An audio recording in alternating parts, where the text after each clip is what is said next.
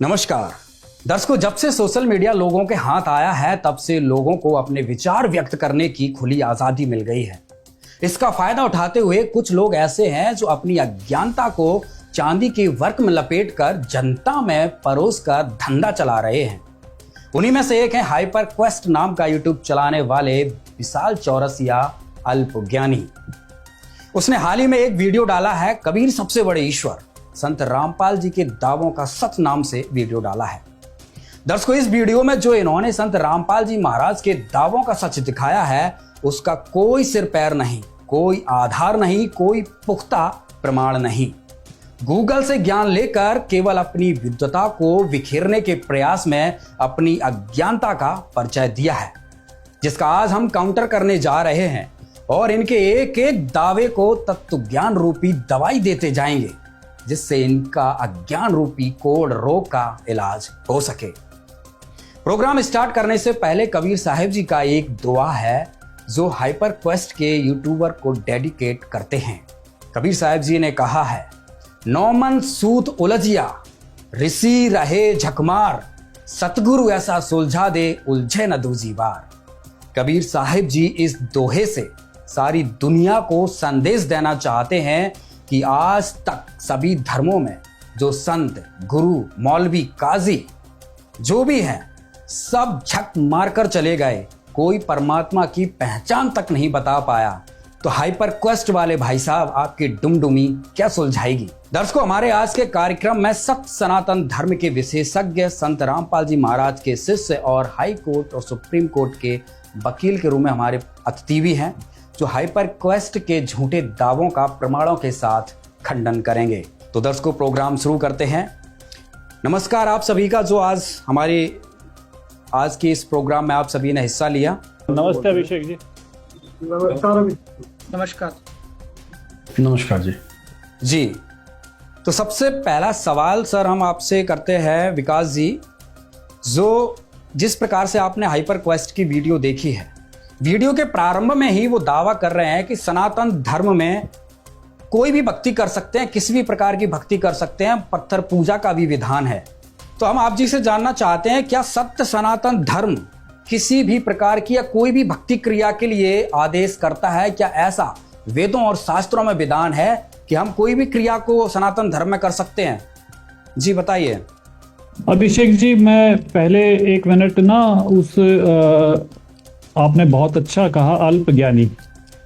क्योंकि वो अल्पज्ञानी व्यक्ति, इस वीडियो को जब मैंने देखा तो उसमें ये है कि ये इंफॉर्मेशन से कम और घृणा से ज्यादा भरा हुआ है जी। और इसमें आध घंटे के वीडियो में 15 से 20 ऐसी गलत सूचनाएं जनता में फैलाई गई हैं जो बहुत ही दुर्भाग्यपूर्ण है जी। आप ये जो अल्पज्ञानी व्यक्ति है, इसने गूगल से भी ढंग से अगर सर्च किया होता, अपना होमवर्क किया होता, तो शायद इन गलतियों को किसी हद तक कुछ कम किया जा सकता था। बिल्कुल। इसने सिर्फ अपनी प्रसिद्धि के लिए, अपनी दुकानदारी के लिए ये कुछ बेचता है, कुछ इसका एक शिक्षणम नाम से ऐप है, उसकी एक एडवर्टाइजमेंट के लिए इसने बहती गंगा में हाथ धोने की कोशिश की है। इसने वो कहा है जो लोग सुनना चाहते हैं। इसने वो नहीं कहा है जो शास्त्र प्रमाणित है, जो सत्य है। देखो, ये दोनों चीजें अलग अलग हैं। सत्य कुछ और होता है और हम सुनना कभी कुछ और चाहते हैं। और इसीलिए ये घृणा से भरकर उन सब चीजों को ले रहा है, जैसे मूर्ति पूजा का इसने उल्लेख किया जी। अब एक तरफ तो ये गीता जी की बात कर रहा है, उपनिषद की बात कर रहा है, वेदों की बात कर रहा है, और उधर से ये सनातन धर्म में ये स्वतंत्रता प्रदान कर रहा है कि हम किसी भी प्रकार से कोई भी पूजाएं जो आज हम कर रहे हैं वो सारी सही हैं। अगर ये सारी सही हैं तो फिर गीता जी, पवित्र वेद, तो उनकी आवश्यकता क्या रही? तो पहले से तो ये कंफ्यूज है। ये दिखा रहा है कुछ और बता रहा है कुछ और चाह रहा है कुछ और जी। तो किसी भी प्रकार से उन पूजाओं को मान्यता शास्त्रों में नहीं है, जिसका इस अल्पज्ञानी व्यक्ति ने जिक्र किया है जी। जी सर, इसने वीडियो के प्रारंभ में लगभग 9-10 मिनट तक संत रामपाल जी महाराज पर कई ऐसे आरोप लगाए हैं जिनका कोई आधार नहीं है।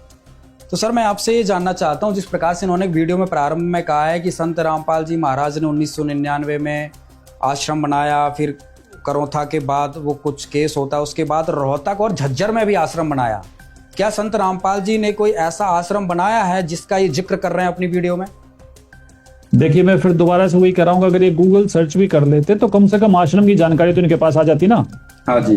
झज्जर जिला में आज तक भी संत रामपाल जी महाराज, अब तो बहुत सारे आश्रम बन चुके हैं, विश्व भर में आश्रम हैं, लेकिन झज्जर में तो आज तक भी कोई आश्रम नहीं है जी। तो ये जो चीजें हैं, ये इसने गूगल से भी ढंग से इसने अपना होमवर्क नहीं किया और इनको जैसे आया वैसे ही इन सब चीजों को बोल दिया। रोहतक में करौथा गांव में एक आश्रम था जो इन मिथ्याचारी और मिथ्यारोपी जो ये आर्य समाज से संबंधित लोग अपने आप को बताते हैं, वो उनकी वजह से वो बंद करना पड़ा। हालांकि उसका पूरा अधिकार जो है वो कानूनी रूप से संत रामपाल जी महाराज के शिष्यों के पास है, लेकिन आश्रम झज्जर में कोई नहीं है, एक आश्रम रोहतक में है। जी, तो इससे दर्शकों इससे स्पष्ट हुआ जिस प्रकार से हाइपर क्वेस्ट के जो ये यूट्यूबर हैं जिसकी वीडियो वायरल हो रही है, जिसमें संत रामपाल जी के जो इन्होंने आरोप लगाया, आप देख सकते हैं हम इनके एक एक पॉइंट के जो इन्होंने एक एक दावा किया उसका खंडन करेंगे। तो सबसे पहले वीडियो के स्टार्ट में ही इनका झूठ पकड़ा गया। तो जैसा कि संत रामपाल जी के जो शिष्य हैं उन्होंने सिद्ध किया कि भाई वहां पे कोई आश्रम है ही नहीं, जिससे इनका ये जो पॉइंट था जो इनका था वो उसको झूठा साबित किया गया। इसमें एक बात और अगर आपकी परमिशन हो तो मैं जोड़ना चाहूंगा अभिषेक जी। दुर्भाग्य से उसने आश्रम को किला कहा है, तो इस मेरे मित्र को जो है किले की जानकारी भी नहीं है कि किला कैसा होता है। जी जी जी बिल्कुल। किले के बाहर चारद्वारी होती है, चारद्वारी के बाहर एक खाई होती है और बहुत सारे सुरक्षा के अन्य इंतजाम होते हैं जो किले के बारे में आप मैं सब जानते हैं। जी जी। और इसने आश्रम कहा, आश्रम को किला कहा है, तो मैं इससे ये पूछना चाहूंगा कि उस हमारे आश्रम की दीवार कितनी मोटी है, 9 इंची, 13 इंची या 24 इंची? जबकि किला जो होता है उसकी दीवारें कई कई मीटर चौड़ी होती हैं। जी जी। बाहर कौन सी खाई खोद रखी है, कौन से मगरमच्छ उसमें डाल रखे हैं? जी।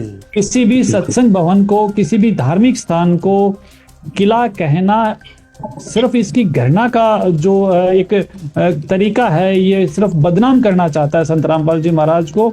अगर ये मुझे दिखा दे, कोई फोटो दिखा दे, गूगल से लेके दिखा दे, कहीं से भी लेके दिखा दे, और किसी भी आश्रम को किला किस आधार पे इसने कहा है वो ये जरूर बता दे। जी, इससे स्पष्ट है इसने अपनी मन गढ़ंत कपोल कल्पित कहानी खुद ही बनाई है, ढंग से गूगल भी नहीं किया है। आप सही कह रहे हैं। इसके साथ पहले संत गरीबदास जी जो संत हुए जिनको इन्होंने आरोप लगाया है हाइपर क्वेस्ट ने कि पहले ये संत गरीबदास जी को फॉलो करते थे, उनके गुणगान करते थे। जब पता लगा कि कबीर जी हैं तो कबीर जी को पूर्ण ब्रह्म बता दिया। तो क्या कहेंगे आप इस विषय में? क्या इस व्यक्ति ने गरीबदास जी को या कबीर जी का अध्ययन किया है? क्या ये दोनों चीज़ें अलग अलग हैं? गरीबदास जी का पंथ या कबीर पंथ ये दोनों अलग अलग भिन्न भिन्न है? जो अपनी वीडियो में इसने भिन्नता दिखाई है। देखिए, अब बड़ी समस्या हो जाती है किसी भी अज्ञानी व्यक्ति को सुलझाना, क्योंकि इन्होंने बातों को इस तरीके से, पहली बात तो ये भी नहीं जानते कि गरीबदास जी कौन थे, कहाँ उन्होंने क्या क्या जन कल्याण के लिए क्या क्या किया। इनके पास कोई जानकारी किसी तरह की नहीं है। ये सिर्फ गरीबदास जी नाम इन्होंने लिया, उससे अलग उनकी महिमा में ये कुछ नहीं कह पाए। वैसे मैं दर्शकों जानकारी के लिए बता दूं, गरीबदास जी को 1727 ईस्वी में कबीर परमेश्वर स्वयं प्रकट हुए थे और उनके गांव के पास एक खेत था जिस खेत का नाम नला था, और वहां कबीर परमेश्वर उनको मिले थे। जी। कबीर परमेश्वर ने उनको ज्ञान दिया और उनको तमाम ब्रह्मांडों की, असंख्य ब्रह्मांडों की जानकारी दी और परमेश्वर का पूरा ज्ञान दिया। और इसके चलते गरीबदास जी साहब जी ने एक अमर ग्रंथ साहिब के नाम से पवित्र पुस्तक की रचना की। जी। और संत रामपाल जी महाराज उसी पवित्र पंथ से जुड़े हुए हैं, उसी पवित्र पंथ के महान संत हैं। जी। गरीबदास जी से ये पंथ आरंभ हुआ और आज संत रामपाल जी वर्तमान में उसके पूर्ण संत हैं। और जो गरीबदास जी ने अमर वाणी रची, वो अमर ग्रंथ जो है, संत रामपाल जी महाराज प्रत्येक समागम में उसका अखंड पाठ करवाते हैं और पूरी संगत और संत रामपाल जी महाराज स्वयं गरीबदास जी द्वारा दिए गए ज्ञान का पालन भी करते हैं। जी, मतलब कबीर पंथ में ही गरीबदास जी पंथ बना, वहीं से निकला हुआ है। तो कहने का मतलब ओवरऑल ये कबीर पंथ ही है सारा। और संत रामपाल जी जी जी और कबीर जी परमात्मा है, ये घोषणा 300 साल पहले गरीबदास जी डंके की चोट पर करके गए हैं। और जी, जी। वो लिखित प्रमाण आज भी हम सब के बीच में है। जी बिल्कुल लेकिन प्रमाण है। इन मूर्ख व्यक्तियों को तो गूगल भी ढंग से सर्च करना नहीं आता, उस परम संत के बारे में ये कैसे जान पाएंगे? जी बिल्कुल। तो दर्शकों, जिस प्रकार से हाइपर क्वेस्ट द्वारा जो आरोप लगाए गए थे उनका लगातार खंडन होता जा रहा है, उनके दावों को झूठ में तब्दील किया जा रहा है। ऐसा ही उन्होंने एक और दावा किया है कि संत रामपाल जी महाराज पर बहुत सारे केस हुए हैं, हत्याएं की हैं, आश्रमों में हत्याएं हुई हैं, पुलिस वाले की हत्या हुई है, कई अप्रमाणित चीज़ें उन्होंने अपने वीडियो में दिखाया है। तो इसका जवाब लेने के लिए तो हमारे साथ Punjab and Haryana high court के वकील जुड़े हुए हैं, हितेंद्र अत्री जी। नमस्कार हितेंद्र जी। नमस्कार जी अभिषेक जी। सर, जिस प्रकार से वो वीडियो आपने देखी होगी और जिसका हम आज पोस्टमार्टम कर रहे हैं, आरोपों का खंडन कर रहे हैं, तो जिस प्रकार से वीडियो में आरोप लगाए गए हैं, क्या कहेंगे इस विषय में, कितनी सच्चाई है? देखिए, मैं इस चीज का अंदाजा नहीं लगा सकता कि कोई आदमी अपना कोर्स बेचने के लिए इस तरह की घिनौनी और घटिया हरकत कर सकता है। तो यहाँ पे जो इनका नाम है विशाल, नाम कितना बड़ा है लेकिन हरकत कितनी छोटी की है। इन्होंने जो कहा है बहुत छोटा है। और उसके बाद जो पहले क्या करते हैं ऐसे लोग, अपना धंधा इन्होंने यूट्यूब के ऊपर बना रखा है। पहले वो अपनी वीडियोस अपलोड करते हैं ताकि उनको व्यूज आ जाए, लाइक्स आ जाए, उनके बहुत सारे फॉलोवर्स वहां पर हो जाएं। अब अगर इसकी बात की जाए तो इसने लगभग 578 के करीबन इसने जो है अपनी वीडियोस अपलोड की है इस चैनल के ऊपर, और जिसमें ये इसका 125वां एपिसोड इस विषय में है। और इसमें जो भी इसने बोला है वो बिना सोचे समझे, बिना किसी सबूत के, ये सारी चीजें इसने एकदम से मतलब बकवास टाइप में मतलब कर दी है। मतलब एज ए लॉयर मैं मतलब बिल्कुल पूरी तरह से मतलब इस चीज का मतलब इसको गलत ठहराता हूँ यहाँ पे कि इसको ऐसा बिल्कुल भी नहीं करना चाहिए। और जैसा चैनल का नाम रखा हुआ है तो मुझे ऐसा लगता है कि कहीं ना कहीं हाइपर होके, मतलब हड़बड़ाहट में, गुस्से में आकर कि रिवेंज थ्योरी के अंदर ये ऐसी बातें इसने जो है बोल दी है। और अगर इसमें देखा जाए, अगर जो इसके आरोप हैं, जो संत रामपाल जी के ऊपर आरोप हैं, इसने सबसे पहले जो आरोप लगाया कि वो हत्यारे हैं, मर्डर हैं, बार बार इसमें टाइप करके भी उसके ऊपर दिखाया गया है। तो मैं इसको बता दूं कि अभी तो बहुत केस जो संत रामपाल जी के ऊपर लगे हैं, बहुत सारे केस लगे हैं, और उन केसों का तो उनको भी पता नहीं, जिन्होंने केस लगाए हैं उनको भी याद नहीं है कि उन्होंने क्या केस लगाए हैं। सच्चाई है। और इसको तो बेचारे को इस चीज का कहां से नॉलेज हो गया इसका। तो इसने बताया कि हत्यारे हैं, जबकि संत रामपाल जी, अगर ये जो सारी जो स्टोरी जो शुरू होती है, ये करोंथा आश्रम से शुरू होती है, जो रोहतक के अंदर केस लगा था, जिसमें 39 करीबन संत रामपाल जी के अनुयायियों को जेल में डाल दिया था और झूठा केस बना के मर्डर का, जो 2000 लगभग 22 के अंदर बरी हुआ है केस। और वो district and sessional court Rohtak से बरी हुआ है। और ये मेरे पास सारी सर्टिफाइड कॉपियां विद प्रूफ, सारी एविडेंस इसके अंदर है। टोटली इसकी बहुत बड़ी बड़ी फाइलें मेरे पास हैं। इसमें बिल्कुल क्लियर उसमें है कि संत रामपाल जी का और उनके अनुयायियों का इसमें कोई भी कसूर नहीं था। तो पहला तो अगर मर्डर केस की बात करते हैं तो शुरुआत झूठ से हुई, यहाँ से मतलब एक टारगेट किया गया संत रामपाल जी को। दर्शकों, सन 2006 करौंथा वाले केस में जिसमें ये हत्यारा बता रहा है, उसमें संत रामपाल जी महाराज बाइज्जत बरी हो चुके हैं। इसके प्रमाण के लिए आपके सामने प्रस्तुत करते हैं फैसले का एक सीनियर वकील J.K. गक्खड़ द्वारा मीडिया वालों के सामने बताए केस की डिटेल का वीडियो। सतलोक आश्रम संचालक रामपाल को कोर्ट ने दोष मुक्त कर दिया है। बता दें कि रामपाल के साथ इस मामले में कुल 38 आरोपी थे। साल 2006 में आर्य समाज और रामपाल के अनुयायियों के बीच खूनी संघर्ष हुआ था, जिसमें रामपाल के ऊपर गोली चलाने का आरोप लगा था। इस गोलीबारी में झज्जर जिले के रहने वाले 62 वर्षीय बुजुर्ग सोनू की मौत हो गई थी। इस मामले में आईपीसी की धारा 302 सहित अन्य धाराओं के तहत मुकदमा दर्ज किया गया था। 13 साल चले इस मामले में 5 आरोपियों की मौत हो चुकी है, जबकि 5 इस अभी भी भगोड़े हैं। रामपाल समेत बाकी बचे आरोपियों को आज एडिशनल जज राकेश सिंह की कोर्ट द्वारा फैसला सुनाया गया है। इस मामले में कुल 26 लोगों की गवाही हुई है। किसी ने भी रामपाल के खिलाफ गोली चलवाने के गवाही नहीं दी। कोर्ट ने अपने फैसले में कहा कि रामपाल के आश्रम से बरामद किए गए 13 हथियारों में से किसी भी हथियार से बुजुर्ग सोनू पर गोली नहीं चलाई गई थी। टोटल 27 अक्यूज का मुकदमा श्री राकेश सिंह एडिशनल सेशन जज की कोर्ट में चल रहा था। यह मुकदमा 12/7/2006 को दर्ज हुआ था और रामपाल और इनके साथी 13/7/2006 को सुबह आश्रम से गिरफ्तार हो गए थे। इनके खिलाफ मुकदमा चला जिसमें 62 आदमी टोटल थे जिनको चोटें लगी थी। इनमें से एक आदमी सोनू, उसकी मृत्यु हो गई थी और उसकी मृत्यु गोली लगने से हुई थी। अब आज हमारे सामने 27 मुलजिम थे, जिनमें से 3 दोषियों को, कृष्णकांत, देवेंद्र और सुनील को 2-2 साल की आर्म्स एक्ट के नीचे सजा की गई है, क्योंकि इनके पास जो असला था वो दूसरों का था, पर इनके पास कोई लाइसेंस नहीं था। इसके अलावा रामपाल समेत 24 दोषियों को सब जुर्मों से बरी कर दिया गया है। तो क्या चार्जेस थे सर इनके ऊपर 302, 307, 148, 149, 120B और आर्म्स एक्ट।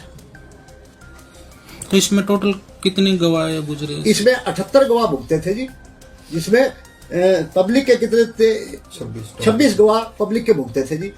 तो उनमें से किसी भी एक गवाह ने ये नहीं कहा कि मरने वाले को या जिन आदमियों को चोट लगी है कौन सी दोषी की गोली लगी और उस गोली से इनको चोट लगी, क्योंकि इन 27 दोषियों में से टोटल 14 असले बरामद हुए थे और एक भी गोली मरने वाले को नहीं लगी और एक भी गोली, जितने हमारे इंजर्ड थे उनमें किसी को चोट नहीं लगी उन गोली से।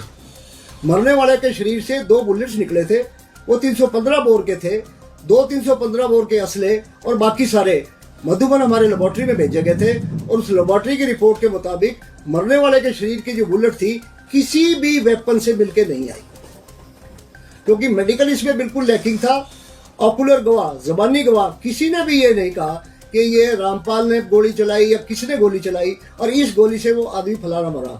इसमें एक अहम बात बताने वाली है कि 8 गवाहों ने ओपन कोर्ट में ये कहा कि पुलिस और मॉब के बीच में जो भिड़ंत थी इस वजह से कई आदमियों को चोटें लगी हैं। ये किस तारीख की घटना सर, किन के बीच हुआ था विवाद? ये 12/7/2006 को रामपाल के आश्रम में एक पूर्णमासी के नाम से कोई फंक्शन चल रहा था। 27 गांवों की आसपास के गांव वाले जो आर्य समाज में विश्वास करते थे, उन लोगों ने पंचायत करके फैसला किया था कि यहाँ से आश्रम के ऊपर ये जाम लगा हुआ है, इसको खाली करवाने के लिए और आश्रम को खाली करने के पर्पज के लिए बातचीत करने के लिए आए थे। परंतु उससे पहले ही एडमिनिस्ट्रेशन को आभास हो गया था और दोनों तरफ, उधर झज्जर जिला की और इधर रोहतक जिले की पुलिस और एडमिनिस्ट्रेशन वही थी। 5-6 हजार पुलिस वाले वहां हाजिर थे, CRPF की भी बटालियन थी। इस करके रामपाल का आश्रम अंदर से बंद था और किसी गवाह ने यह नहीं कहा कि रामपाल के आश्रम से किसने गोली चलाई।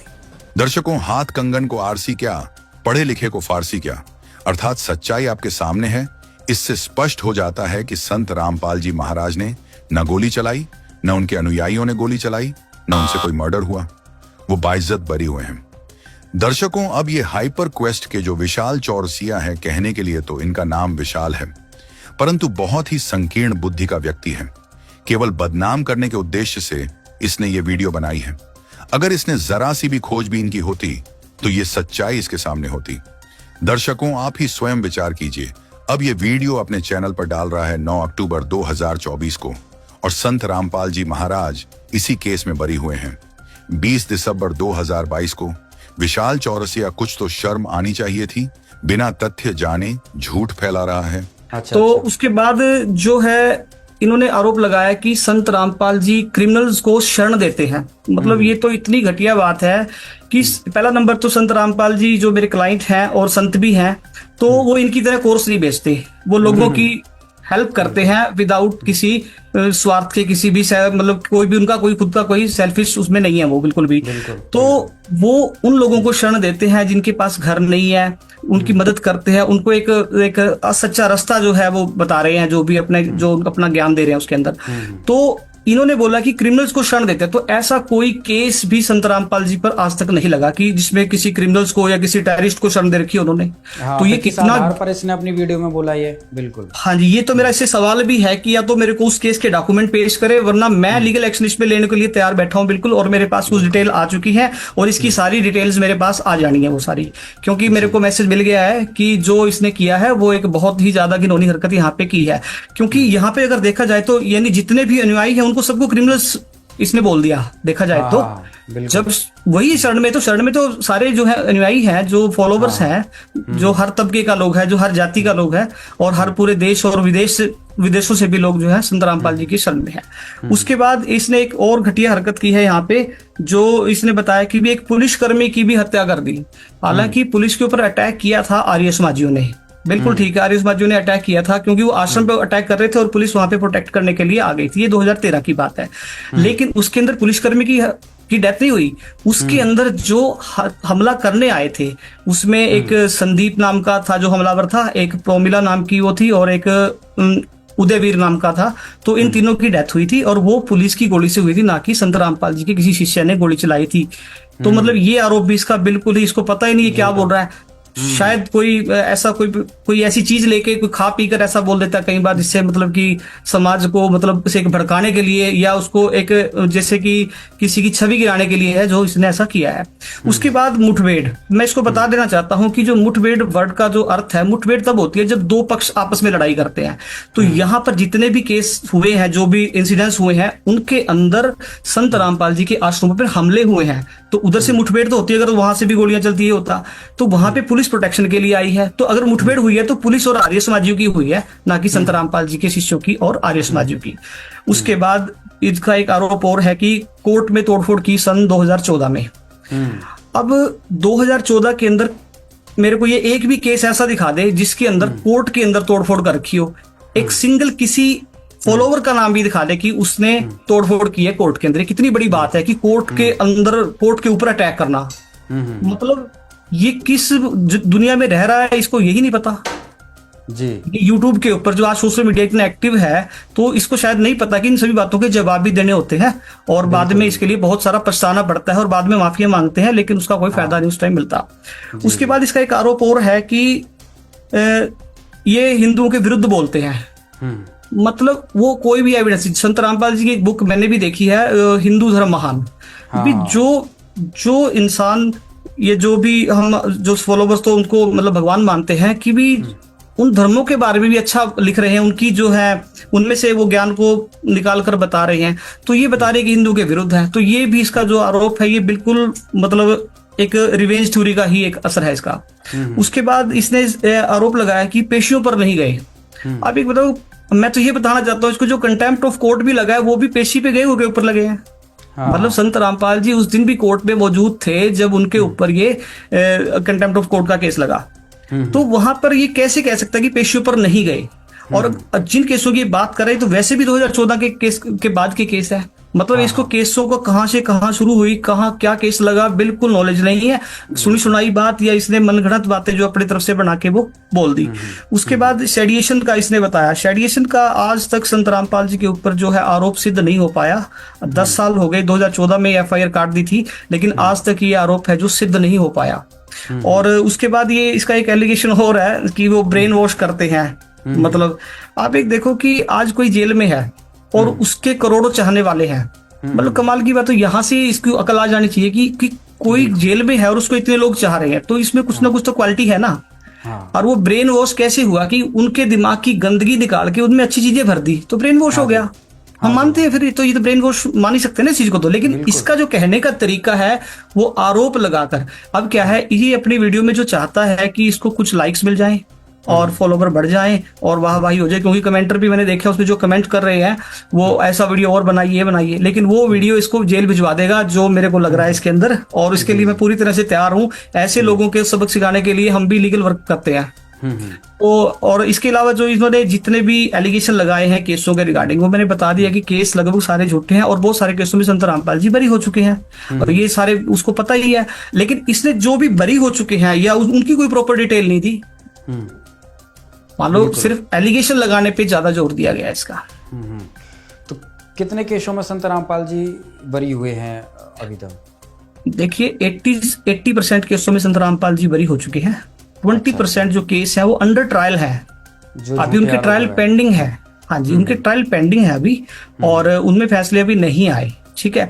और जो केस ये बता रहे हैं कि उनमें ऐसा हो गया, तो अभी वो अपील में पेंडिंग है। जब तक अपील में केस खत्म नहीं होता तब तक आप उसको नहीं बता सकते कि इसमें क्या होगा क्या नहीं होगा। मतलब कि ये अपने आप को खुद न्यायाधीश नहीं साबित कर सकते सिर्फ वो अपना जो भी बोल रहे हैं अपनी मनमानी उससे बोल रहे हैं, सिर्फ छवि खराब करने के लिए। और ये फिर उसके बाद जो है अपील्स की फाइल भी मेरे पास है, और हिसार जो केस चल रहे हैं उसमें जो, यहाँ तक एक चीज और बता दूं, मैं आपको क्लियर कर दूं यहाँ पे कि जिन लोगों को पुलिस ने कंप्लेनेंट बनाया था मर्डर केस के अंदर, वो कंप्लेंट्स खुद हाई कोर्ट गए कि हमें तो पता ही नहीं कि हमने कंप्लेंट दी है, हमारे तो ब्लैंक पेपर पे साइन करवाने के बाद पुलिस ने मुकदमे दर्ज किए हैं। जो सारे बाद में सारे जितने भी एविडेंस है, इसमें अकेले आदमी का जो है एविडेंस है वो उसमें क्रॉस एग्जामिनेशन होता है हमारे वहां पे, तो उसमें बिल्कुल क्लियर किया हुआ है कि उन्होंने खुद आके वहां पे कोर्ट में गवाही दी है कि संत रामपाल जी ने हमारे जो परिवार के लोग हैं या जो भी उनके सदस्य परिवार के जिनकी डेथ हुई है कि उनको नहीं मारा, ये सब पुलिस की गलती से या पुलिस के लाठीचार्ज से, पुलिस की बौछारों से, और वो बीमार व्यक्ति थे जिनकी डेथ हुई है। तो यहाँ तक भी मतलब कि इतना जालिम कर्म संत रामपाल जी और उनके अनुयायियों के ऊपर हुआ कि वहां पे बच्चे बूढ़े और किसी को भी नहीं देखा गया, और मतलब ये होते रहे। तो वहां तो अन्याय के विरुद्ध बोलने की तो इसने हिम्मत की दी कि अन्याय हुआ है, इस तरीके से हुआ ना, उस चीज की पूरी जांच की, ये कैसे इंसिडेंट्स घटे हैं। बिल्कुल बिल्कुल।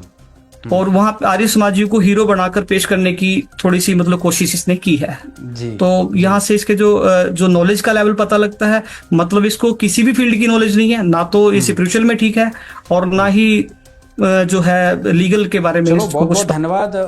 क्या कहेंगे आप इस विषय में? सर देखिए, ये एक प्रजातंत्र है, यहाँ पर कोई कुछ भी आरोप लगा सकता है। जहाँ तक रही हाइपर क्वेस्ट की, तो इनका रिसर्च का सोर्स जो है वो विकिपीडिया है, जो कुछ भी अनाप शनाप न्यूज़ है वो छापता रहता है, डालता रहता है इन्फॉर्मेशन। अभी हाइपर क्वेस्ट ने अपनी वीडियो में बताया कि करौथा कांड के बारे में, कि भाई करौथा में एक एफआईआर हुई थी। मैं आपको बताना चाहता हूँ कि जो करौथा में एफआईआर हुई थी उस पर संत रामपाल जी महाराज जी पे 302 का मुकदमा चला।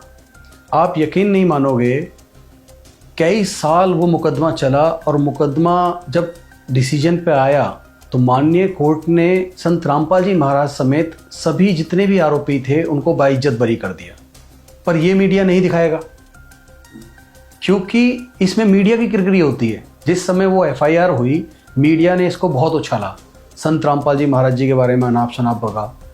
पर जब संत रामपाल जी महाराज बरी हुए तब मीडिया ने छुपा लिया। मीडिया उस चीज़ को नहीं बताएगी। यही काम हाइपर क्वेस्ट वालों ने करा है। उन्होंने ये तो बता दिया कि संत रामपाल जी महाराज जी पर 302 का मुकदमा लगा था, पर उन्होंने ये नहीं बताया कि संत रामपाल जी महाराज जो है बाइज्जत बरी हो चुके हैं। ये मेरे हाथ में जजमेंट भी है, अगर आप देखोगे तो ये माननीय एडिशनल डिस्ट्रिक्ट सेशन जज हैं रोहतक में, राकेश सिंह जी, उनकी जजमेंट है ये। और इसमें 20/12/2022, आप समझ रहे हो, 2006 का मुकदमा, और 20/12/2022 को जजमेंट आई है। कितने साल संत रामपाल जी महाराज जी को न्याय के लिए इंतजार करना पड़ा। चलो, ट्रूथ ऑलवेज विन। संत रामपाल जी महाराज जी जीते, इसमें बाइज्जत बरी हुए। पर मीडिया इस बात को क्यों नहीं उठाता है, क्यों नहीं दिखाता है कि ये मुकदमा संत रामपाल जी महाराज जी पे फर्जी डाला गया था, संत रामपाल जी महाराज जी पे ऐसा कोई भी आरोप सिद्ध नहीं हुआ। तो इसका क्या, आप भी समझदार हैं, समाज भी समझदार है, और ये चीज़ें आज ऑनलाइन भी हैं। वीडियो में आगे बढ़ते हैं तो हमारे आगे अतिथि हैं, निखिल जी भी हैं। निखिल जी नमस्कार।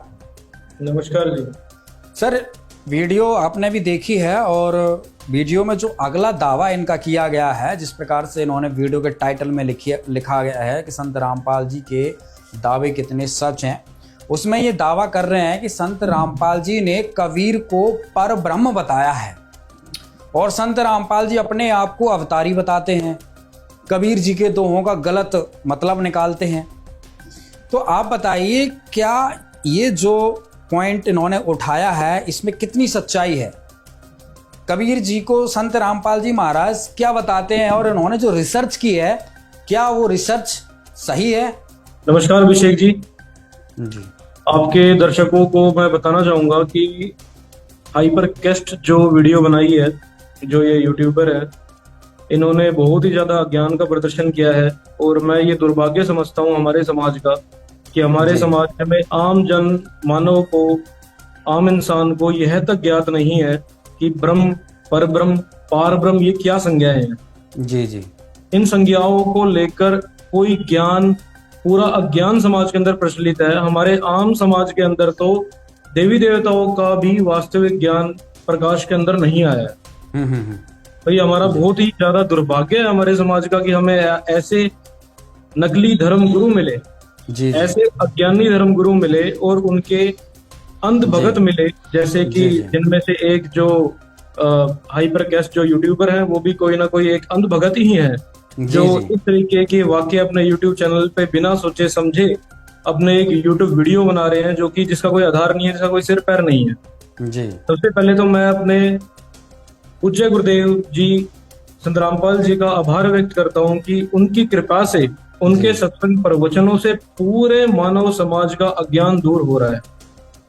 पूरे मानव समाज को कोई दाना दाना कोई अध्यात्म का आज कोई गिनवा रहा है, कोई शास्त्र, एक एक शास्त्र, गीता, वेद, ये सब एकदम लाइन टू लाइन जो खोल के दिखा रहे हैं, बिल्कुल प्रमाणित ज्ञान जो दे रहे हैं, वो सिर्फ पूरी पृथ्वी पे आज के समय सिर्फ संत रामपाल जी महाराज हैं। और जितने भी दर्शक हैं वो डेली उनके साधना टीवी पे, इंटरनेशनल टीवी चैनल पे सत्संग आते हैं, वो उनको देख के अपना ज्ञान को दूर कर सकते हैं। बहुत ही सिंपल तरीका है जी। बात आती है ब्रह्म पर ब्रह्म शब्द की। जो ये विशाल चौरसिया जी हैं, इनको इतना ही ज्ञान नहीं है कि ब्रह्म, पर ब्रह्म और पार ब्रह्म, ये तीन ब्रह्म की संज्ञाएं होती हैं, जिसका वर्णन कबीर जी की वाणियों में जगह जगह आता है। ऐसे ही गीता जी के अंदर श्लोक अध्याय नंबर 15 श्लोक नंबर 16 और 17 जो इन्होंने अपनी वीडियो में दिखाया है कि अध्याय नंबर 15 के श्लोक नंबर 16 में जो इन्होंने बताया है, दो इमय पुरुषो शर च अक्षरा। उस संस्कृत के श्लोक के अंदर पुरुष की बात हो रही है, जहां पे ये अर्थ का अनर्थ कर रहे हैं, जहां पर ये प्रस्तुत कर रहे हैं कि शर का मतलब है शरीर और अक्षर का मतलब है आत्मा। हालांकि उस श्लोक से स्पष्ट हो रहा है कि वहां पर पुरुष की बात हो रही है। पुरुष की संज्ञा वेदों के अंदर, गीता के अंदर परमात्मा के लिए की गई। अगले ही श्लोक में 15 अध्याय श्लोक नंबर 17 के अंदर ये स्पष्ट हो रहा है, उत्तम पुरुष परमात्मा अन्य इति उदारते या लोक स्वयं अवश्य विवर्ती। इस श्लोक के अंदर ये स्पष्ट हो रहा है कि वो उत्तम पुरुष, उसके सरलार्थ में भी स्पष्ट किया गया है, पुरुष का अर्थ परमेश्वर से किया गया है कि वो उत्तम पुरुष, वो परमात्मा तो अन्य ही है जो तीनों लोक में प्रवेश करके सबका धरण और पोषण करता है जी। ये सारा गीता का ज्ञान, वेदों का ज्ञान कबीर परमेश्वर जी ने अपनी वाणियों में बड़ी सरलता से आम जन मानव समाज के लिए बड़ी सरल भाषा में, क्योंकि संस्कृत आज के मानव का इतना ऐसी परिस्थितियां हो गई हैं कि आज के मानव की इतनी स्थिति नहीं है, ना पहले थी कि हम इतने ज्यादा गूढ़ शब्दों के अर्थ को समझ पाए। कबीर जी का ये वो परमात्मा है, स्वयं संत रूप में आए, उन्होंने एक लीला की, उनका ये उपकार रहा कि उन्होंने सरल भाषा में हम जैसे आम मनुष्यों के लिए ज्ञान को दिया। उनका एक दोहा इस चीज को स्पष्ट करता है, कबीर अक्षर पुरुष एक पेड़ है, शर पुरुष वा की डार और तीनों देवा शाखा है, ये पात रूप संसार। उनकी अन्य वाणियों के अंदर कबीर परमेश्वर जी की जगह जगह वर्णन आता है कि कबीर जी जो है वो पूर्ण ब्रह्म है। सत्संग प्रवचनों के माध्यम से मेरे पूज्य गुरुदेव संत रामपाल जी महाराज जी ने बहुत बार ये स्पष्ट किया है कि कबीर जी जो है वो पार ब्रह्म है, ना कि पर ब्रह्म।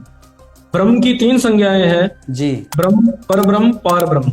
कबीर जी जो है वो पार ब्रह्म है, ना कि पर ब्रह्म। जो हमारे ये यूट्यूबर हैं, इनका ये अज्ञान स्पष्ट करता है कि वो कबीर जी को पर ब्रह्म सिद्ध करने की कोशिश कर रहे हैं, जो कहीं से भी जिसका कोई सिर और पैर नहीं है। बिल्कुल अनपढ़ व्यक्ति के ही काम है ये, क्योंकि इन्होंने एक तरफ कहा कि मैंने ज्ञान का पुस्तक का अध्ययन किया है, दूसरी तरफ कह रहे हैं कि इन्होंने कबीर जी को पर ब्रह्म बताया है।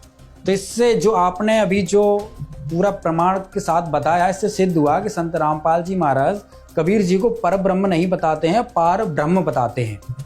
तो जो इनका ज्ञान था, जो हाइपर क्वेस्ट ने जो इस पॉइंट पे दावा किया था, वो झूठा साबित होते हैं। ये जो विशाल चौरसिया जी हैं, इन्होंने किसी भी प्रकार का कोई भी शास्त्रों का ज्ञान नहीं है, ना ढंग से रिसर्च की।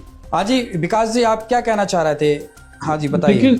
निखिल जी की मैं प्रशंसा करना चाहूंगा, इन्होंने बहुत अच्छे तरीके से गीता जी के श्लोक 15 और 16 का बहुत अच्छे तरीके से इन्होंने बताया, अध्याय 15 का 16 से 17।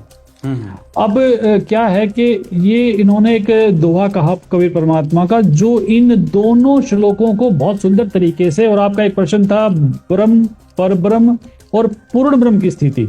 जी जी, ये जो दोहा है 2 लाइन में, ये होते हैं सामर्थ्य कबीर जी के, इसे कहते हैं परमात्मा। अक्षर पुरुष एक पेड़ है, जो निखिल जी ने बताया, अक्षर पुरुष एक पेड़ है, निरंजन उसकी डाल, तीनों देवा शाखा है, ये पात्ररूप संसार।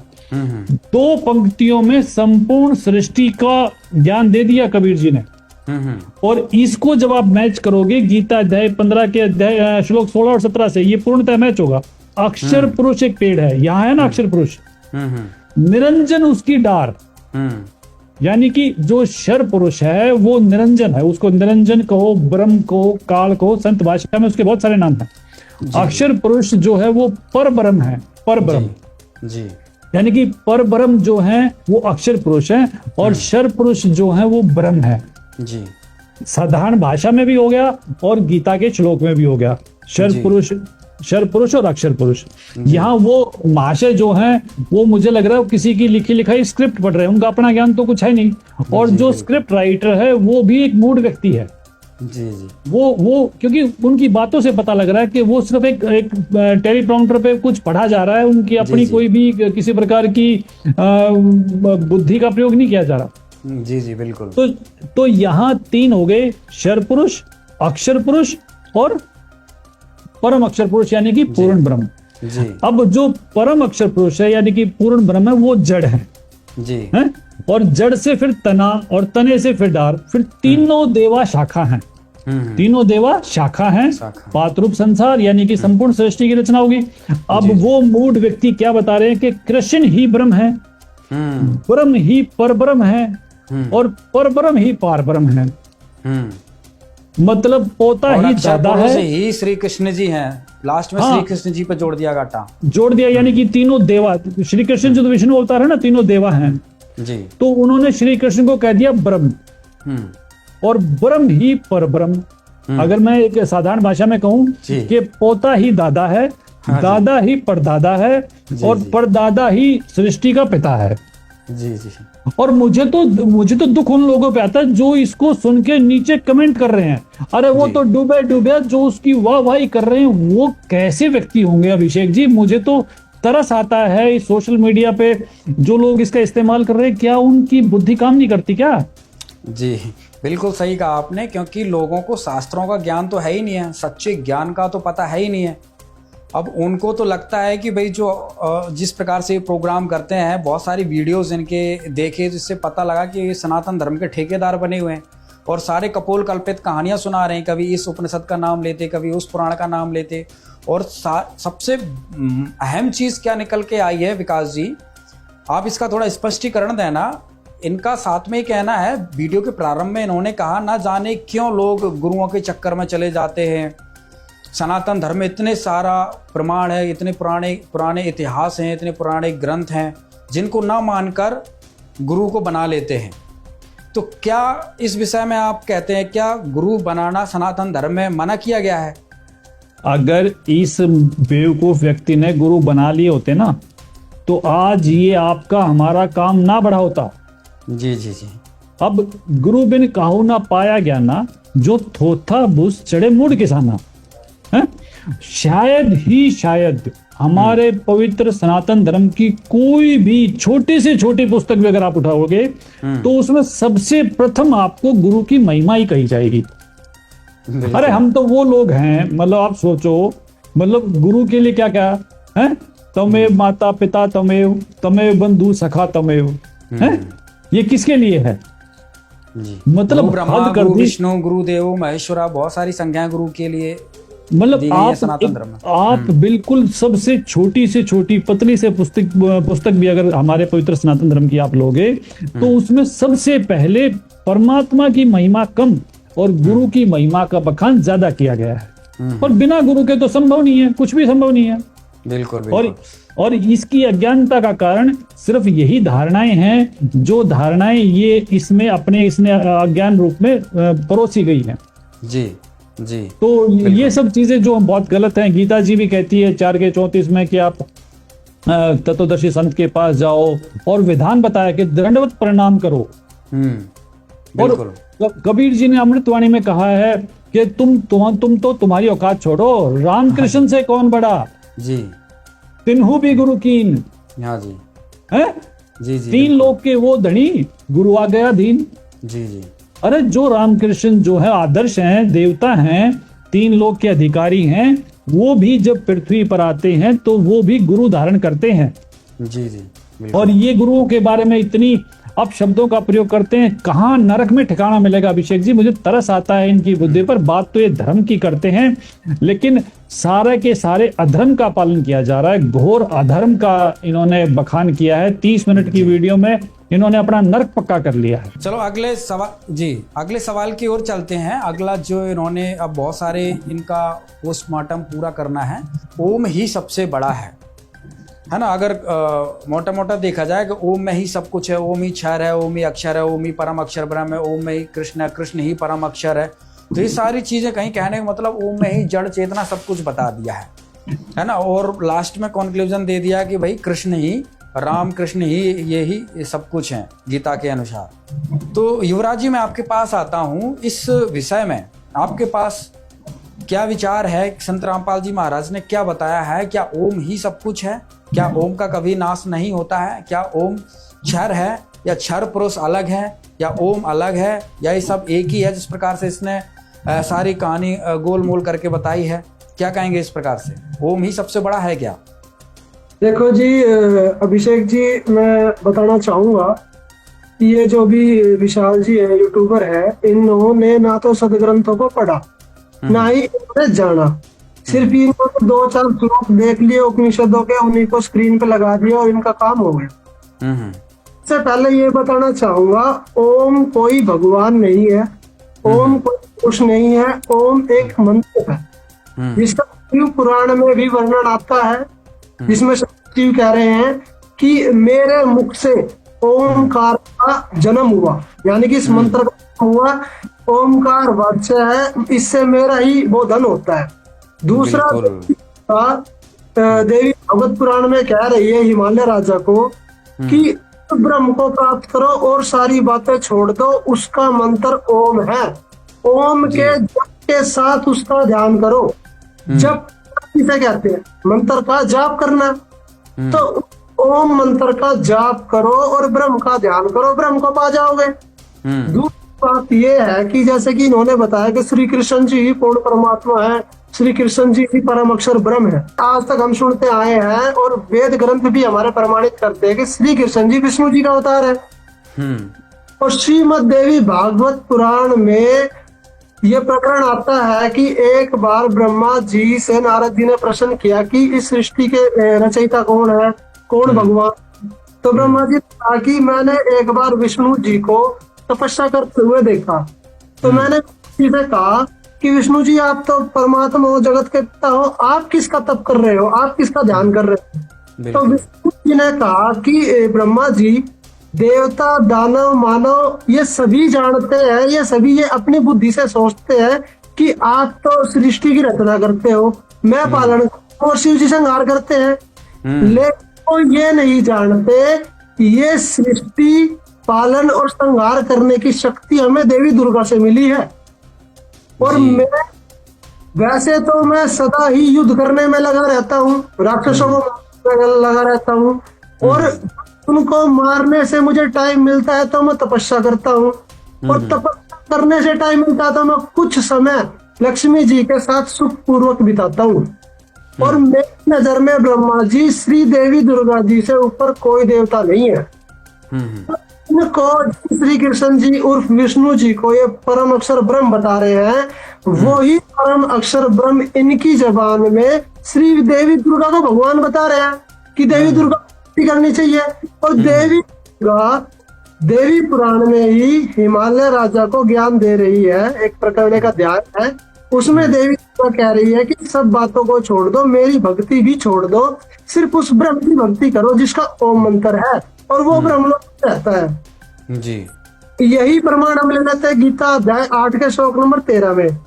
वो की भक्ति देवी दुर्गा हमें बता रही है, हिमालय राजा को बता रही है, वो ब्रह्म कि मेरा ओम मंत्र है।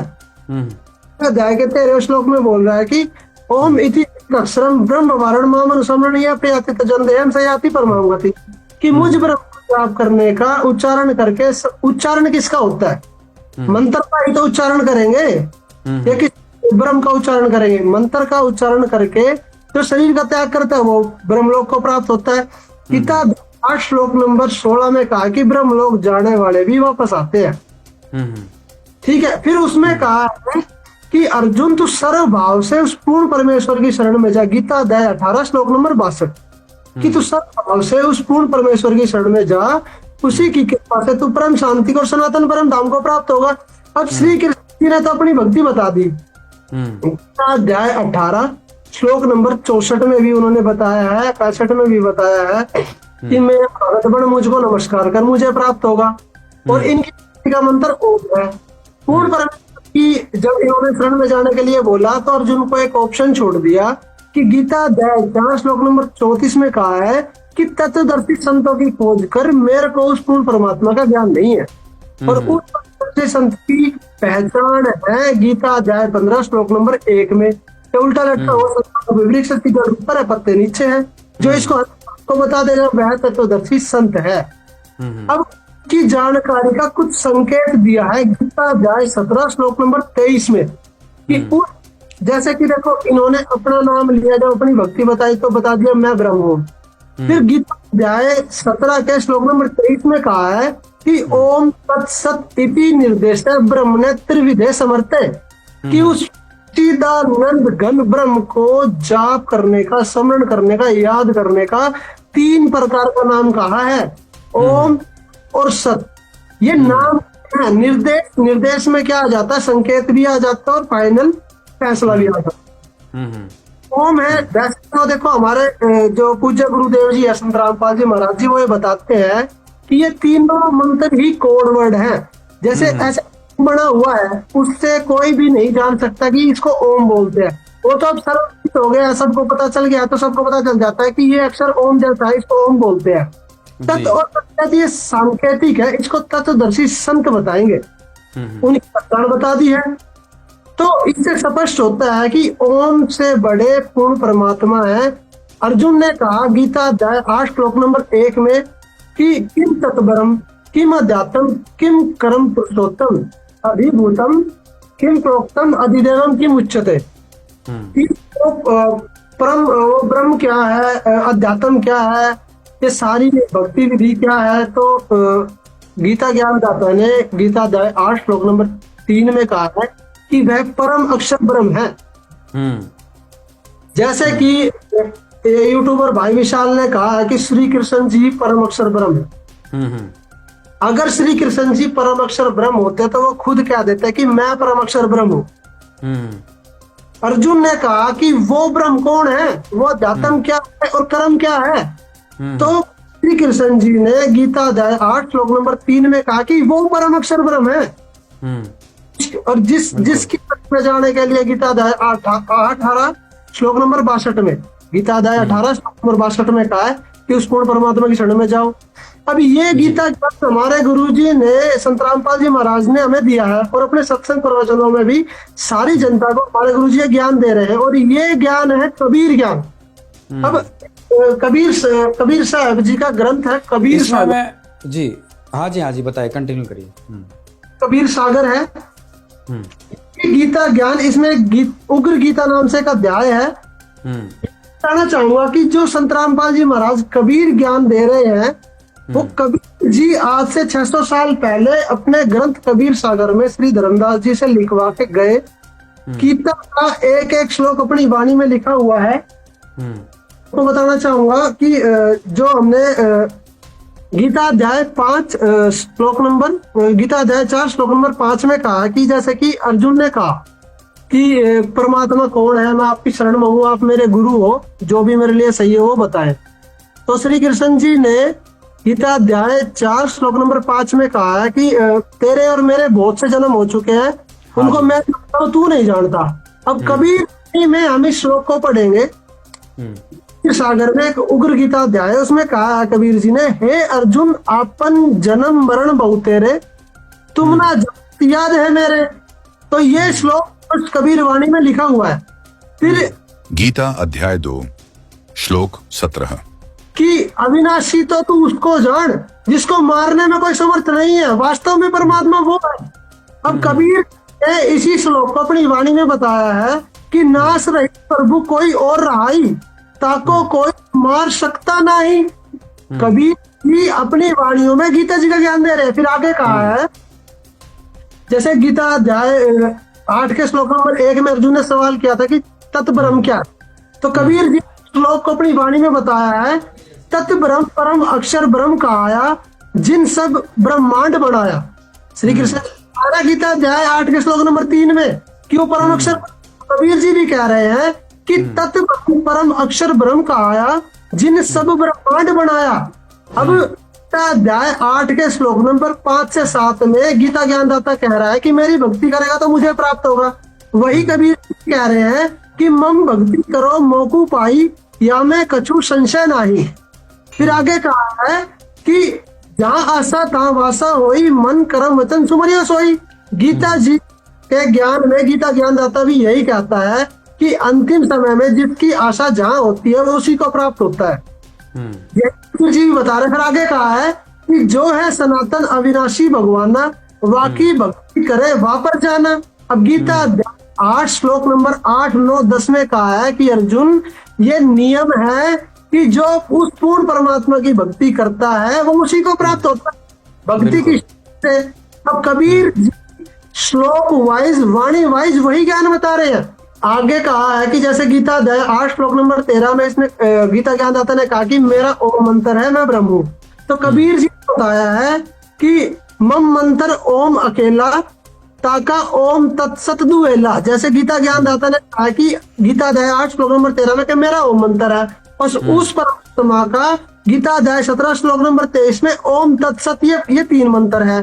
तो कबीर यहाँ बताया है कि अर्जुन को गीता ज्ञानदाता कह रहे हैं कि मम मंत्र ओम है अकेला, ताका ओम तत्सत दुएला। तुम अर्जुन जाओ वाकई शरणा, सो है परमेश्वर तारण करना। इसमें जो गीता अध्याय 18 के 62 में कहा है कि अर्जुन तू पूर्ण उस परमेश्वर की शरण में जाओ, उसी की कृपा से तू परम शांति और सनातन परम धाम को प्राप्त होगा। वही कबीर जी अपनी वाणी में बता रहे हैं कि तुम अर्जुन जाओ वाकई शरणा, सो है परमेश्वर तारण करना।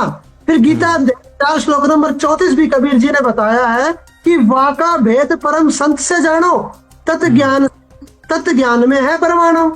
फिर आगे है एक गीता अध्याय 18 श्लोक नंबर 64 में कबीर जी ने अपनी वाणी में बताया है ये श्लोक कि अति गुप्त से गुप्त भेद और बताऊं, मैं भी ताको इष्ट बनाऊं। गीता ज्ञानदाता अध्याय 18 श्लोक नंबर 64 में खुद कह रहा, पढ़ भी सकते हो कि अर्जुन तेरे को अति गोपनीय से गोपनीय भेद और बताता हूँ कि जिसकी मैं आपको करने को कह रहा हूँ ना, मेरा भी वही इष्ट है। तो गीता ज्ञानदाता को, जिस गीता के ज्ञान को संत रामपाल जी महाराज जी कबीर ज्ञान से बता रहे हैं, वही गीता ज्ञान कबीर साहब 600 साल पहले अपने ग्रंथ कबीर सागर में लिख के चले गए हैं। और मैं ये स्पष्ट करना चाहता हूँ, ये बताना चाहता हूँ कि जो ये यूट्यूबर भाई है चार, मैं तो इसको मूर्ख भी कह दूं तो कोई बड़ी बात नहीं होगी कि ये कह रहे कि कबीर जी ने तो पाखंड का नाश किया है। कबीर जी ने पाखंड का नाश किया, संत रामपाल जी महाराज जी भी तो पाखंड का नाश कर रहे हैं। संत जी महाराज जी कबीर से अलग क्या कर रहे हैं? कबीर जी का ही पूर्ण ज्ञान संत रामपाल जी महाराज आम जन समाज को सरल भाषा में करके बता रहे हैं। गीता वर्डों को, वेदों के कोड वर्डों को कोई नहीं समझ सकता। वेदों में यह भी प्रमाण है कि वो जो परमात्मा जब आता है तो वेदों के गुप्त मंत्रों को भी सरल करके खोल खोल के बताता है। तो संत महाराज आज संपूर्ण समाज को सरल भाषा में गीता का ज्ञान, वेदों का ज्ञान और सभी धार्मिक शास्त्रों का ज्ञान दे रहे हैं। तो मैं यही कहूंगा, इस भाई ने ना तो वेदों को पढ़ा, ना ही इस गीता को पढ़ा, और ना ही इन्होंने कबीर साहब के बारे में पूर्ण रूप से जाना। तो ये अपनी दुकान चला रहे हैं और लोगों को भ्रमित कर रहे हैं। विकास जी, एक चीज और देखी है वीडियो में, जो वीडियो में ये उपनिषद का ज्यादा महिमा मंडन कर रहे हैं कि इसमें उपनिषद में ये लिखा है, मंडूक उपनिषद में ये लिखा हुआ है ना, और क्या बोलते हैं उपनिषद में कृष्ण ही सब कुछ है, कृष्ण ही परम अक्षर ब्रह्म है। तो क्या सनातन धर्म में उपनिषद का महत्वता है? सनातन धर्म का आधार क्या है? आप इस चीज का विश्लेषण करके थोड़ा बताइए, और कृष्ण का भी थोड़ा विश्लेषण दीजिएगा कि क्या जिस तरीके से इसने महिमा मंडन की है, ओम मंत्र भी, ओम मंत्र में ही चेतना आ जाती है, ना क्षर ब्रह्म, अक्षर ब्रह्म, परम अक्षर ब्रह्म, सारी चीज़ें वो एक खिचड़ी बना दी पूरी। जो कंसेप्ट ये बताना चाह रहा है, हालांकि खुद उस चीज़ में उलझा हुआ है, खुद चीज़ को ये समझ नहीं पाया है। तो आप सरल शब्दों में एक बार स्पष्टीकरण दीजिए, संत रामपाल जी महाराज ने इस विषय में क्या बताया है? देखो, एक तो ना स्पष्ट है, बिल्कुल सनातन धर्म इतना स्पष्ट है, शायद ही दूसरा कोई धर्म होगा। और सनातन धर्म की पवित्र वेद जो चारों हमारी पुस्तकें हैं वो, और संत वाणी जो कबीर परमेश्वर का ज्ञान है, पांचवा वेद, ये हमारे सनातन धर्म की नींव है। अब चारों वेद जो है ये नींव है। उपनिषद जो है वो ऋषियों की अपनी राय है। अच्छा, जो ऋषियों की अपनी राय है उनको हमने उपनिषद कहा है। अब उपनिषद के मामले में बहुत सारी चीजें जो हैं वो मैसअप है।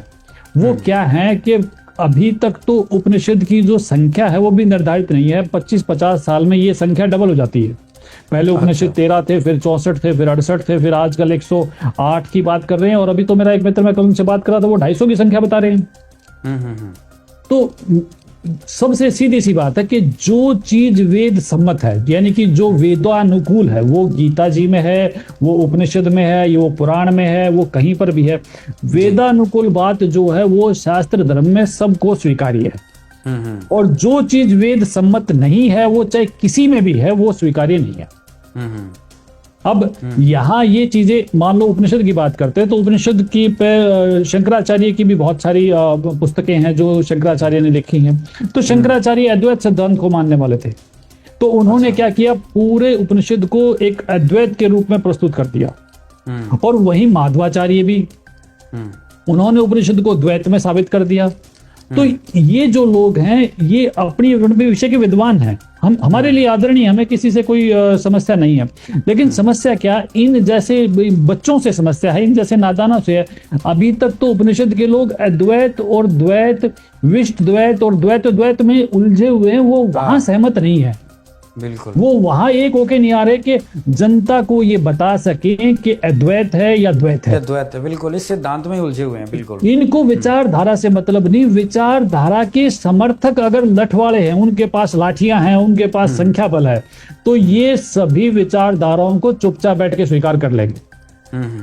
अब संत होते हैं सूरमा, संत होते हैं सिंह। संत हमेशा उसी बात को स्वीकार करते हैं जो सत्य है।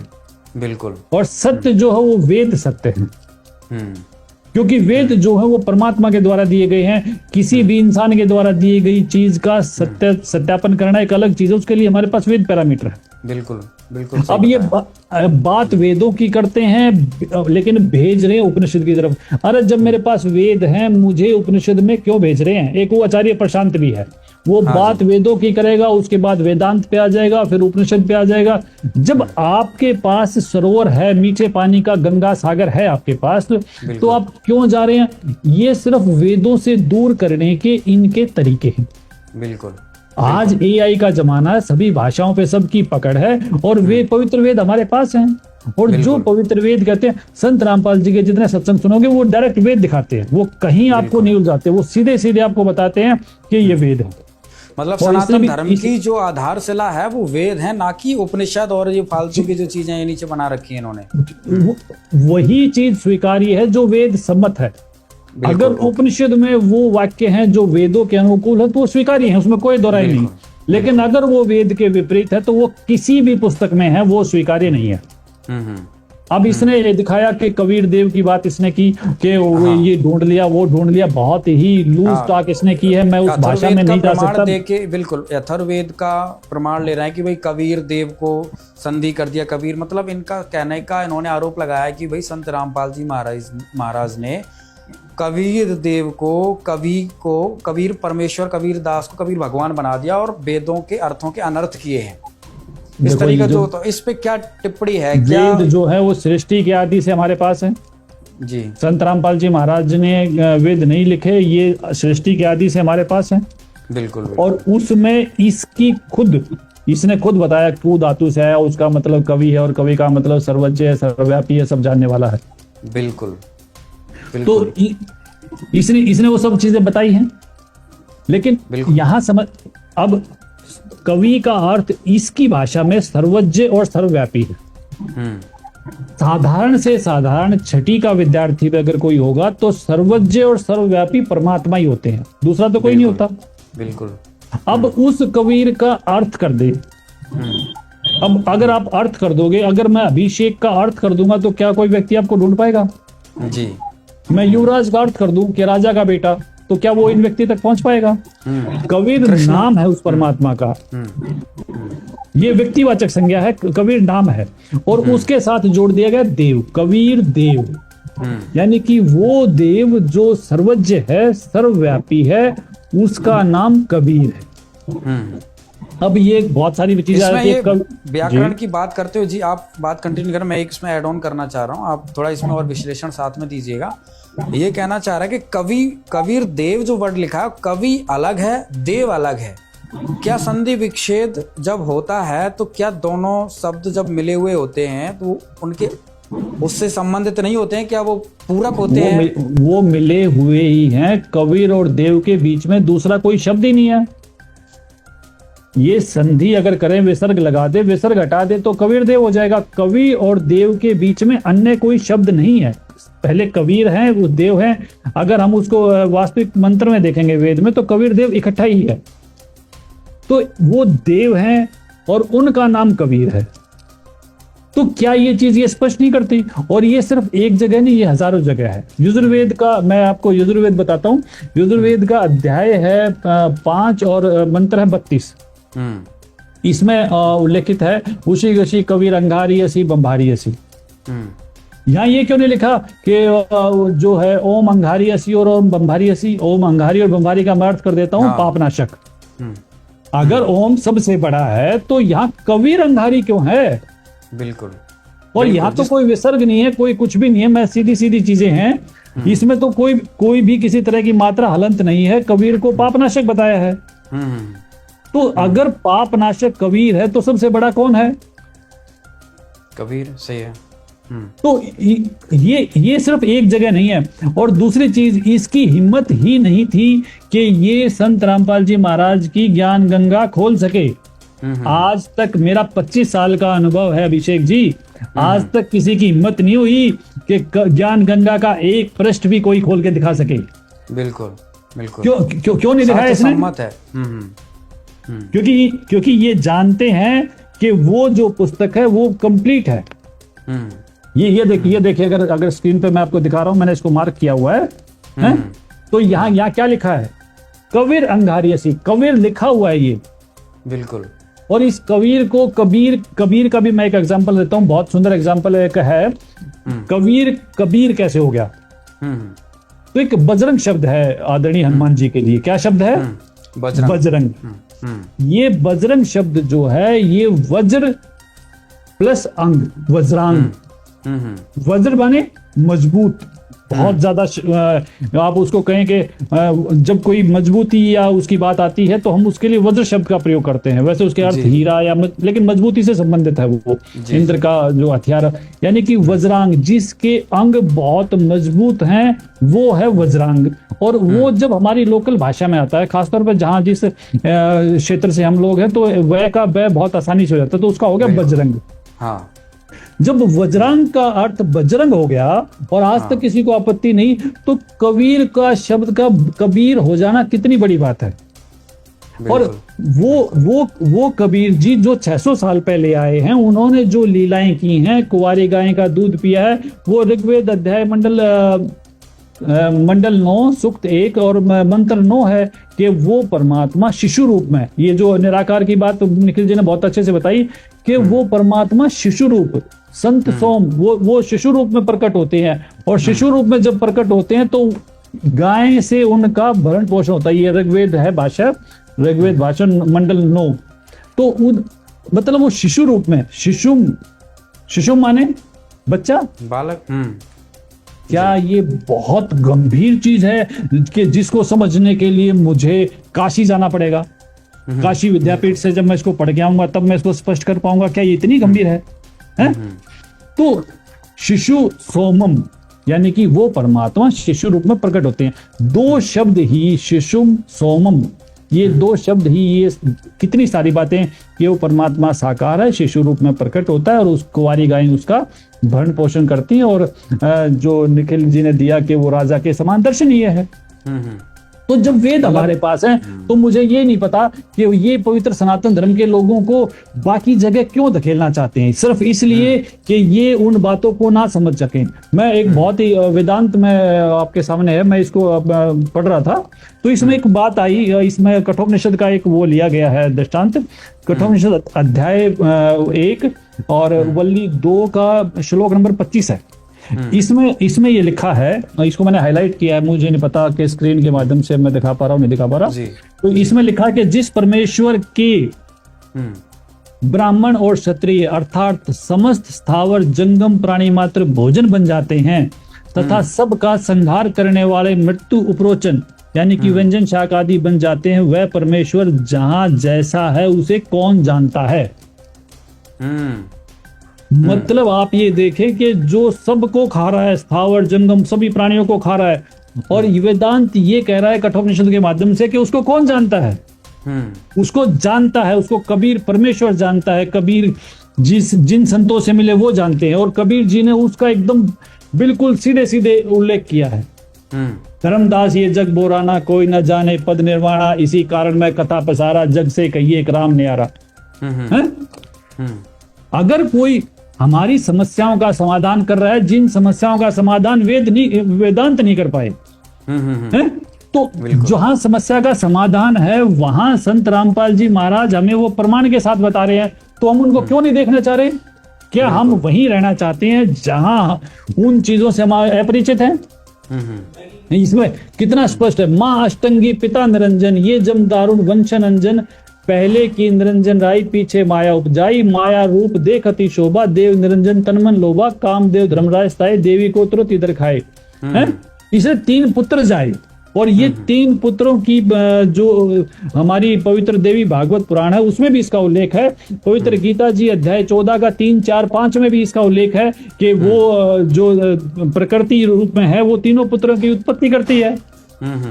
अगर संत रामपाल जी महाराज आज सृष्टि में ना हो तो ये ज्ञान नहीं सुलझ सकता अभिषेक जी। संत रामपाल जी महाराज एकमात्र संत हैं जिन्होंने इस पूरे ज्ञान को, जैसे आपने कहा ना, एक बहुत कबीर जी की वाणी, नो मन सू तुलजिया ऋषि रहे चकमार, और सतगुरु ऐसा सुलझा दे कि उलझे ना दूजी बार।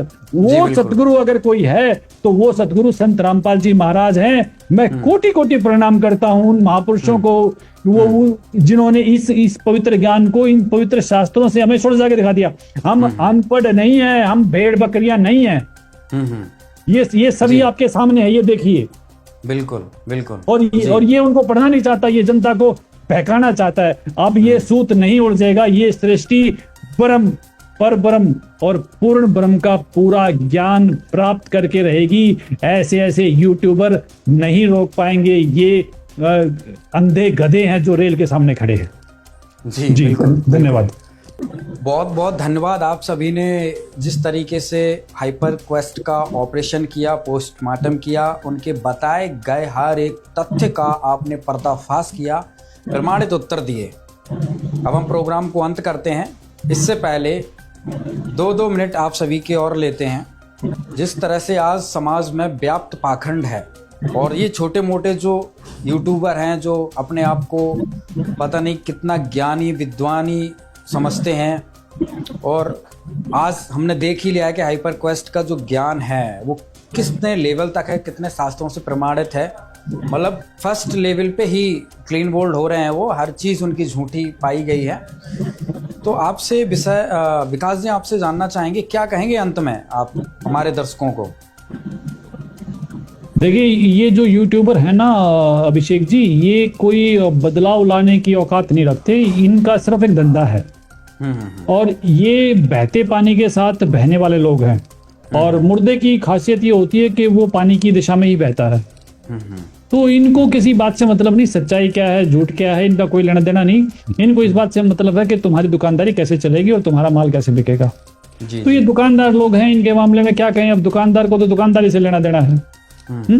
अब दुकानदार तो सिगरेट भी बेचता है, दुकानदार तो वो सब चीजें बेचता है जो समाज के लिए बहुत हानिकारक है। लेकिन हाँ, तो ये ऐसे दुकानदार है, इनको समाज के हानि लाभ से कोई लेना देना नहीं। तो ये वो सब चीजें बेचते हैं जिनसे इनको फायदा होना चाहिए। बाकी कोई भी समाज का मोक्ष से कोई मतलब नहीं, पूजा पाठ से कोई मतलब नहीं, सुखों से कोई मतलब नहीं। संत रामपाल जी की सत भक्ति से कितने लोगों के कैंसर ठीक हो रहे हैं, कितने लोगों के दमे ठीक हो रहे हैं, कितने लोगों की बीमारियां ठीक हो रही हैं, कितने लोगों की आयु बढ़ रही है। इसको कोई लेना देना नहीं है इन बातों से। संत रामपाल जी महाराज की शब्द में कितनी शक्ति है कि लोग नशा मुक्त हो रहे हैं।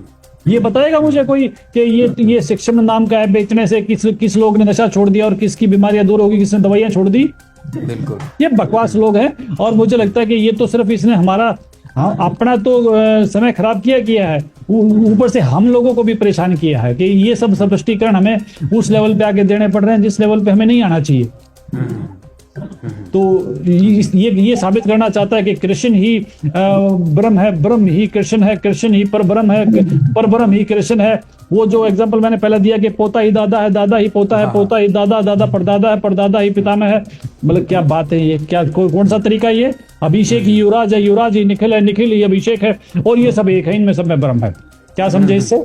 जी, ये सब बकवास बातें हैं, बचपना है और दुकानदारी है, 2 पैसे के लिए ये सब चीजें ये कर रहे हैं। जी जी, बहुत बहुत धन्यवाद आपका। हाँ जी, निखिल जी, क्या कहेंगे आप अंत में? अंत में मैं ये कहना चाहूंगा कि आज के समय हमारे पूज्य गुरुदेव संत रामपाल जी महाराज पूर्ण मोक्ष का मार्ग, पूर्ण भक्ति प्रदान कर रहे हैं, जिसके अंदर पंचदेव ब्रह्मा जी, विष्णु जी, महेश जी, दुर्गा जी और गणेश जी, इनकी भक्ति के ऊपर जो आती है वो ब्रह्म, अक्षर ब्रह्म और परम अक्षर ब्रह्म। हमारे पूज्य गुरुदेव 3 बार में नाम दीक्षा देते हैं और 3 बार की नाम दीक्षा में संपूर्ण भक्ति, कंप्लीट मोक्ष का मार्ग, पूर्ण भक्ति का मार्ग वो प्रदान कर रहे हैं। जी, आज के समय कोई भी धर्म गुरु पूर्ण भक्ति मोक्ष का मार्ग नहीं दे रहे हैं। सभी के सभी के पास अधूरी भक्ति है, अधूरा ज्ञान है। Complete knowledge, complete right way of worshipping सिर्फ और सिर्फ संत रामपाल जी महाराज प्रदान कर रहे हैं। आपके मीडिया के माध्यम से सभी दर्शकों से प्रार्थना है कि सभी के सभी हमारे पूज्य गुरुदेव जी के साधना टीवी पे 7:30 बजे डेली प्रवचन आते हैं। कृपया आप 1 महीने धैर्य से उनके सत्संग सुने। आप अपने आप को संपूर्ण ज्ञान से प्राप्त पाओगे अगर आप धैर्य से उनके सत्संग सुनते रहोगे। ये उनकी कृपा है, उनकी दया है, जो आज शास्त्र प्रमाणित ज्ञान नेशनल टीवी मीडिया के माध्यम से सभी आम जन समाज के लिए प्रयासरत है और दिखा रहे हैं, प्रवचन कर रहे हैं। जी जी, बहुत बहुत धन्यवाद। जी, हितेंद्र जी, क्या कहेंगे आप? देखिए, मैं कहना चाहता हूं कि सरकार की नीतियों का विरोध करना, भ्रष्टाचार का विरोध करना और अपने ऊपर हुए अन्याय का विरोध करना, इससे कोई देशद्रोही नहीं हो जाता। जो विशाल का जो मेन मोटिव था, जो संत जी के ऊपर एलिगेशन लगाने का, और चाहे विशाल जी, ये वैसे जी वर्ड मैं नहीं लगाऊंगा इनके आगे, क्योंकि चाहे वो खुद ही ऐसा कर रहे हैं या किसी के कहने पे ऐसा कर रहे हैं, इनका कंधा यूज हो रहा है।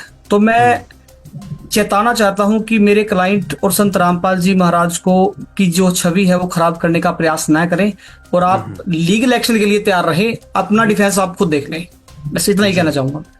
जी जी, युवराज जी।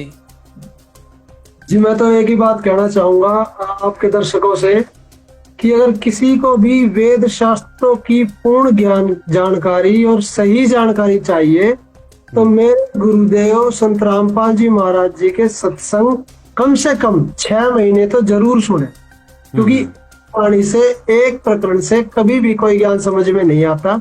अगर आपको प्योरली ये वेद शास्त्रों का और कबीर ज्ञान आपको समझना है तो संत रामपाल जी महाराज जी के सत्संग धैर्य के साथ और निष्पक्षता से एक खुली बुद्धि से जरूर सुने और आराम से सुन के मन से, आत्मा से विचार करें जो संत रामपाल जी महाराज जी कह रहे हैं वो वेद और शास्त्रों से मिलता है या नहीं मिलता। जी, आपके अगर कोई जाते हैं तो संत रामपाल जी महाराज जी के शिष्यों से उनके आश्रम में संपर्क करें, आपकी शंकाओं का समाधान अवश्य किया जाएगा।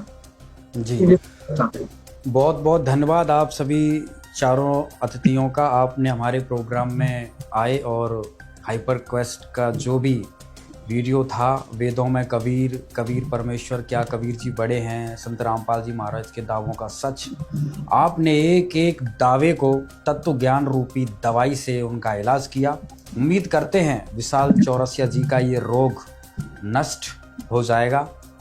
नहीं हो तो उनसे प्रार्थना करेंगे, संत रामपाल जी महाराज के सत्संग सुनेंगे, बखूबी ध्यान से देखेंगे और अगली वीडियो बनाएं तो प्रॉपर रिसर्च करके बनाएं, क्योंकि उसको काउंटर करने में, रिप्लाई देने में हमें भी आनंद आए, क्योंकि आपका हर झूठ का हमने पर्दाफाश किया। तो दर्शकों, आप सभी का भी बहुत बहुत धन्यवाद, आपने हमारा ये प्रोग्राम देखा। अंत में हमारी टीम की तरफ से भी हाइपर क्वेस्ट के यूट्यूबर को एक विशेष संदेश है, विशेष मैसेज है। हे हाइपर क्वेस्ट के विशाल चौरसिया अल्पज्ञानी, जरूर देखिए संत रामपाल जी महाराज की वीडियो सनातन धर्म की पतन की कहानी। दर्शकों, बहुत बहुत धन्यवाद, आपने हमारा इस पूरे प्रोग्राम को देखा, सच से रूबरू हुए। बहुत बहुत धन्यवाद।